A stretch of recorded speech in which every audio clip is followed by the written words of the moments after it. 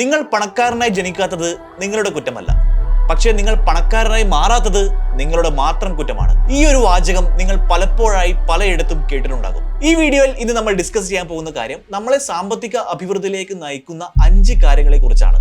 അല്ലെങ്കിൽ ഈ 5 കാര്യങ്ങൾ നിങ്ങൾ ഒഴിവാക്കുകയാണെങ്കിൽ നിങ്ങൾക്ക് ഇപ്പോഴുള്ള സാമ്പത്തിക സ്ഥിതിയിൽ നിന്നും കൂടുതൽ മെച്ചപ്പെട്ട നിലയിലേക്ക് പോകാൻ പറ്റും എന്ന കാര്യത്തിൽ യാതൊരു സംശയവുമില്ല. ബോസ്വാല മലയാളത്തിന്റെ മറ്റൊരു വീഡിയോയിലേക്ക് ഏവർക്കും സ്വാഗതം. ഞാൻ അവിനാഷ്. എന്തൊക്കെ കാര്യങ്ങളാണ് അല്ലെങ്കിൽ എന്തൊക്കെ കാരണങ്ങളാണ് നമ്മൾ സാമ്പത്തികമായി അഭിവൃദ്ധി പ്രാപിക്കുന്നതിനെ തടസ്സപ്പെടുത്തുന്നത് എന്നാണ് ഈ വീഡിയോയിൽ നമ്മൾ പ്രധാനമായും ശ്രദ്ധിക്കാൻ പോകുന്നത്. നിങ്ങൾ ഈ വീഡിയോ പൂർണ്ണമായും കണ്ട് ഈ കാരണങ്ങൾ കൃത്യമായിട്ട് വിശകലനം ചെയ്യുകയാണെങ്കിൽ തീർച്ചയായും സാമ്പത്തികമായിട്ട് അല്ലെങ്കിൽ ഇപ്പോൾ നിങ്ങൾ സാമ്പത്തികമായി ഒരു സ്റ്റക്ക് ആയിട്ടുള്ള ഒരു സ്റ്റേജിലാണെങ്കിൽ ആ ഒരു തടസ്സത്തെ മാറ്റി നിർത്തിക്കൊണ്ട് മുന്നോട്ട് പോകാൻ അല്ലെങ്കിൽ സാമ്പത്തികമായി കൂടുതൽ നിങ്ങൾക്ക് മെച്ചമുണ്ടാക്കാൻ സാധ്യമാകും എന്ന കാര്യത്തിൽ യാതൊരു സംശയമില്ല. സോ ആ പോയിന്റുകൾ ഏതൊക്കെയാണെന്ന് നമുക്ക് പരിശോധിക്കാം. നിങ്ങൾക്ക് സാമ്പത്തികമായി കൂടുതൽ മെച്ചപ്പെടാൻ സാധിക്കുന്നില്ലെങ്കിൽ അതിന്റെ ഏറ്റവും പ്രധാനപ്പെട്ട ഒരു കാരണം നിങ്ങൾ അനലൈസ് ചെയ്യേണ്ടത് ഒരു ഫിനാൻഷ്യൽ ഗോൾ, സാമ്പത്തികപരമായിട്ട് ഒരു ലക്ഷ്യം ഇല്ല, ഒരു സാമ്പത്തിക ലക്ഷ്യം നിങ്ങൾക്കില്ല എന്നതാണെങ്കിൽ അത് വലിയ ഒരു കാരണമാണ്. നിങ്ങൾ ജോലി ചെയ്യുന്ന ആളാണ്, നിങ്ങൾ മാസാമാസം ശമ്പളം വാങ്ങിക്കുന്ന ഒരാളാണ്, പക്ഷെ നിങ്ങൾക്ക് സാമ്പത്തികമായി ഒരു ഗോൾ ഇല്ല, ഒരു ഫിനാൻഷ്യൽ ഗോൾ നിങ്ങൾ ഇതുവരെ സെറ്റ് ചെയ്തിട്ടില്ല എന്നതാണെങ്കിൽ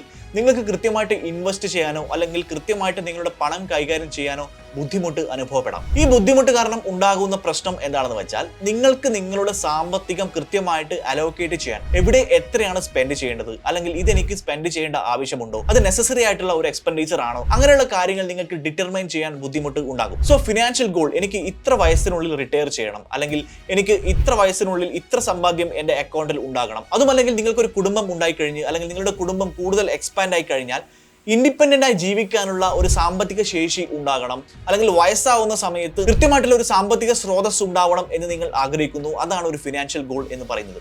സോ ആ ഒരു ഗോൾ നിങ്ങൾ സെറ്റ് ചെയ്ത് കഴിഞ്ഞാൽ തീർച്ചയായിട്ടും നിങ്ങൾക്ക് ഫർദർ ആയിട്ട് ചിന്തിക്കുന്നതിൽ യാതൊരു ബുദ്ധിമുട്ടും ഉണ്ടാകില്ല. അത് നിങ്ങളെ സാമ്പത്തികമായിട്ട് ഒരു അച്ചടക്കത്തിലേക്ക് നയിക്കുന്നു. അതുകൂടാതെ ആ അച്ചടക്കം നിങ്ങളെ സാമ്പത്തിക അഭിവൃദ്ധിയിലേക്ക് നയിക്കുന്നതിന് സഹായിക്കുന്നു. സാമ്പത്തിക അഭിവൃദ്ധി എന്ന് പറയുന്ന ഗോളിലേക്ക് നിങ്ങളെ തടുക്കുന്ന മറ്റൊരു പോയിന്റ് എന്ന് പറയുന്നത് പേയിങ് യുവർ സെൽഫ് ലാസ്റ്റ് എന്നുള്ള ഒരു കാര്യമാണ്. അപ്പോൾ നിങ്ങൾക്ക് സ്വാഭാവികമായിട്ട് സംശയമുണ്ടാകും, നമുക്ക് ലഭിക്കുന്ന ശമ്പളം അല്ലെങ്കിൽ മാസാമാസം ലഭിക്കുന്ന വരുമാനം എന്ന് പറയുന്നത് നമുക്ക് വേണ്ടിയാണല്ലോ ചെലവഴിക്കുന്നത്. പക്ഷേ അങ്ങനെയല്ല. നിങ്ങൾ കുറച്ചുകൂടെ കടന്നു ചിന്തിക്കുകയാണെങ്കിൽ ആ പോയിന്റിൽ ചില കാര്യങ്ങൾ നിങ്ങൾ ആഡ് ചെയ്യേണ്ടതായിട്ടുണ്ട്. അതായത് ചില ആളുകളുണ്ട്, ശമ്പളം ലഭിച്ചു കഴിഞ്ഞാൽ ഉടനെ തന്നെ അവർ ലക്ഷറി ആയിട്ട് ഒരുപാട് കാര്യങ്ങൾ ചെയ്യുന്നു. അതായത് ഇൻവെസ്റ്റ്മെന്റ് ചെയ്യാതെ റിട്ടേൺ നമുക്ക് ലഭിക്കാത്ത രീതിയിലുള്ള ഒരുപാട് ചെലവുകൾ. ഇത്തരത്തിൽ ലക്ഷറിയസ് ആയിട്ടുള്ള ചെലവുകൾ ഒഴിവാക്കുന്നത് വഴി, അതായത് സാമ്പത്തികമായി നമുക്ക് അഭിവൃദ്ധി പ്രാപിക്കണം എന്ന് ആഗ്രഹിക്കുന്ന ആൾക്കാർ പ്രധാനമായും ചെയ്യുന്നത്, ഒരു ഇൻകം വന്നു കഴിഞ്ഞാൽ, ഒരു പ്രതിമാസ ശമ്പളം നമ്മുടെ അക്കൗണ്ടിലേക്ക് വന്നു കഴിഞ്ഞാൽ ഏറ്റവും ആദ്യം ചെയ്യേണ്ട കാര്യം എന്ന് പറയുന്നത് അത് ഇൻവെസ്റ്റ് ചെയ്യുക എന്നതാണ്. എവിടെയൊക്കെ ഇൻവെസ്റ്റ് ചെയ്യണം അല്ലെങ്കിൽ എങ്ങനെ ഇൻവെസ്റ്റ് ചെയ്യണം എന്നതിനെ കുറിച്ചുള്ള വീഡിയോസ് ഒക്കെ ഒരുപാട് ബോസ്വാല മലയാളം ഓൾറെഡി ചെയ്തിട്ടുണ്ട്.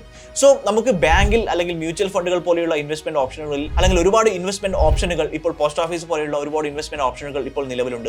സോ അത്തരത്തിലുള്ള ഇൻവെസ്റ്റ്മെന്റ് നിങ്ങൾക്ക് സ്യൂട്ടബിൾ ആയിട്ടുള്ള ഇൻവെസ്റ്റ്മെന്റ് ഓപ്ഷൻ തിരഞ്ഞെടുത്ത് നിങ്ങൾക്ക് ലഭിക്കുന്ന വരുമാനത്തിന് വലിയൊരു തുക നിങ്ങൾക്ക് സേവ് ചെയ്യാൻ പറ്റുകയാണെങ്കിൽ അത് നിങ്ങളുടെ ഫിനാൻഷ്യൽ ഗോളിലേക്ക് എത്തിക്കുന്നതിന് അല്ലെങ്കിൽ നിങ്ങൾ ഇപ്പോഴുള്ള സാമ്പത്തിക സ്ഥിതിയിൽ നിന്നും ഭാവിയിൽ നിങ്ങളെ കുറച്ചുകൂടി മുമ്പോട്ട് കൊണ്ടുപോകുന്നതിന് സഹായകമാകും എന്ന കാര്യത്തിൽ യാതൊരു സംശയവുമില്ല.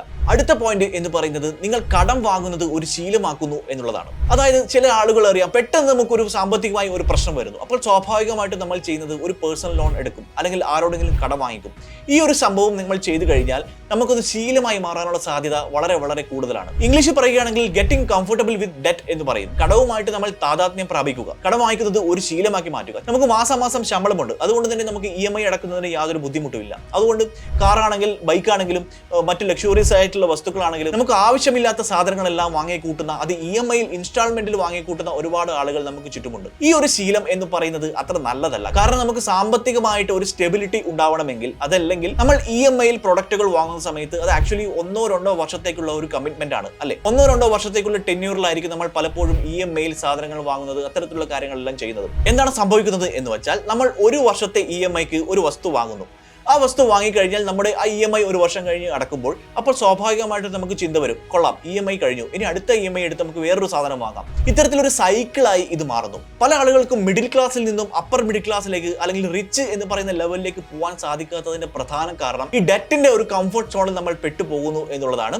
സോ ഈ ഒരു കാര്യം നിങ്ങൾ ശ്രദ്ധിക്കുകയാണെങ്കിൽ, ഡെറ്റിന്റെ കംഫർട്ട് സോണിൽ നിങ്ങൾ പെടാതെ നിങ്ങൾ മുമ്പോട്ട് പോകാൻ സാധിക്കുകയാണെങ്കിൽ തീർച്ചയായും നിങ്ങൾക്ക് റിച്ച് എന്ന് പറയുന്ന ലെവലിലേക്ക് അല്ലെങ്കിൽ അപ്പർ മിഡിൽ ക്ലാസ് എന്ന് പറയുന്ന ലെവലിലേക്ക് പോകാൻ സാധ്യമാണ് എന്ന കാര്യത്തിൽ യാതൊരു സംശയവുമില്ല. എമർജൻസി ഫണ്ട് പലപ്പോഴും കരുതാറില്ല എന്നുള്ളത് നമ്മുടെ സാമ്പത്തിക ശേഷി അഭിവൃദ്ധി പ്രാപിക്കുന്നതിന് തടസ്സം നിൽക്കുന്ന മറ്റൊരു കാര്യമാണ്. എന്താണ് എമർജൻസി ഫണ്ട്? നമുക്കറിയാം, നമ്മുടെ ജീവിതം എന്ന് പറയുന്നത് ആകസ്മികമായ ഒരുപാട് കാര്യങ്ങൾ സംഭവിക്കാവുന്ന ഒരു കാര്യമാണ്. അതായത് നമുക്ക് ഹോസ്പിറ്റൽ എമർജൻസി ഉണ്ടാകാം, അതല്ലെങ്കിൽ സാമ്പത്തികമായിട്ട് പെട്ടെന്ന് ആവശ്യമുള്ള പണത്തിന് ഒരുപാട് ആവശ്യമുള്ള ഒരു സാഹചര്യം ഉണ്ടായേക്കാം. സോ ആ സമയത്ത് നമുക്ക് ഉണ്ടാകേണ്ട ഒന്നാണ് emergency fund.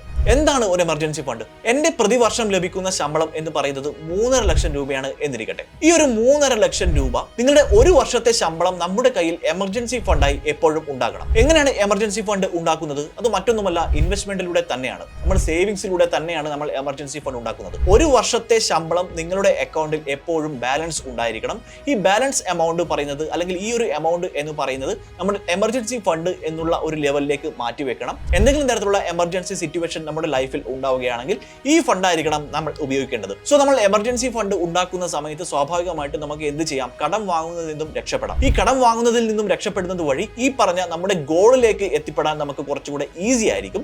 So emergency fund എന്ന് പറയുന്നത് വളരെ വളരെ ഇമ്പോർട്ടന്റ് ആയിട്ടുള്ള ഒരു കാര്യമാണ്. പുവർ അസറ്റ് അലോക്കേഷൻ ആണ് അടുത്ത കാര്യം. അതായത് നിങ്ങൾക്ക് പണം ലഭിക്കുന്നു, നിങ്ങൾക്ക് പ്രതിമാസം ശമ്പളം ലഭിക്കുന്നു, അത് ബാങ്ക് അക്കൗണ്ടിലേക്ക് പോകുന്നു. ബാങ്ക് ഇൻവെസ്റ്റ്മെന്റിന് അധികം പലിശ നിരക്ക് ലഭിക്കുന്നില്ല എന്നുള്ള കാര്യം നമുക്ക് പലർക്കും അറിയാം. അപ്പോൾ എന്താണ് ചെയ്യേണ്ടത്? നമ്മൾ കൃത്യമായിട്ട് നമ്മുടെ അസറ്റ് അലോക്കേറ്റ് ചെയ്യുക. നമ്മുടെ ഇൻവെസ്റ്റ്മെന്റ് കൃത്യമായിട്ട് മ്യൂച്വൽ ഫണ്ട് പോലെയുള്ള ഇൻവെസ്റ്റ്മെന്റുകളിൽ, അല്ലെങ്കിൽ കൂടുതൽ പലിശ നിരക്ക് തരുന്ന, കൂടുതൽ റിട്ടേൺസ് തരുന്ന ഇൻവെസ്റ്റ്മെന്റ് ഏതൊക്കെയാണെന്ന് റിസർച്ച് ചെയ്തുകൊണ്ട് അതിലേക്ക് നിങ്ങൾ അലോക്കേറ്റ് ചെയ്യുകയാണെങ്കിൽ കൂടുതൽ റിട്ടേൺസ്, മെച്ചപ്പെട്ട റിട്ടേൺസ് നിങ്ങൾക്ക് ലഭിക്കുകയും നമ്മുടെ സാമ്പത്തിക അഭിവൃദ്ധിയിലേക്ക് പോകുന്ന കാര്യം കൂടുതൽ വേഗത്തിലാവുകയും ചെയ്യുന്നു എന്നുള്ളതാണ് ഏറ്റവും പ്രധാനപ്പെട്ട ഒരു കാര്യം. സോ ഇത്രയും സമയം നമ്മൾ ഡിസ്കസ് ചെയ്തത് നമ്മളെ സാമ്പത്തിക അഭിവൃദ്ധിയിലേക്ക് നയിക്കുന്നതിന് തടസ്സമാകുന്ന 5 കാര്യങ്ങളെ കുറിച്ചാണ്. പലപ്പോഴും ഈ കാര്യങ്ങൾ ആളുകൾ ശ്രദ്ധിക്കാറില്ല. ഈ കാര്യങ്ങൾ പലപ്പോഴും ശ്രദ്ധിക്കാത്തത് കൊണ്ട് തന്നെ നമ്മുടെ ഫിനാൻഷ്യൽ സ്റ്റാറ്റസിന് വലിയ മാറ്റമൊന്നും സംഭവിക്കാതെ നമ്മൾ എപ്പോഴും ഒരു മിഡിൽ ക്ലാസ് അല്ലെങ്കിൽ ലോവർ മിഡിൽ ക്ലാസ് എന്നുള്ള സ്റ്റാറ്റസിൽ അങ്ങനെ പോയിക്കൊണ്ടിരിക്കുകയാണ്. അതിൽ നിന്നും ഒരു മാറ്റം വേണം എന്നുണ്ടെങ്കിൽ ഈ 5 കാര്യങ്ങൾ നിങ്ങൾ തീർച്ചയായും നോട്ട് ഡൗൺ ചെയ്തുകൊണ്ട് ഇത് ലൈഫിൽ കൃത്യമായിട്ട് പാലിക്കാൻ ശ്രദ്ധിക്കണം എന്നത് വളരെ ഇമ്പോർട്ടന്റ് ആയിട്ടുള്ള ഒരു കാര്യമാണ്. ഇതുപോലുള്ള കൂടുതൽ ഇൻഫോർമേറ്റീവ് ആയിട്ടുള്ള വീഡിയോകൾക്ക് ബോസ്വാല മലയാളം ചാനൽ സബ്സ്ക്രൈബ് ചെയ്യാൻ മറക്കരുത്. നമുക്ക് അടുത്ത വീഡിയോയിൽ വീണ്ടും കാണാം. Good bye. Bosswala. Be the boss.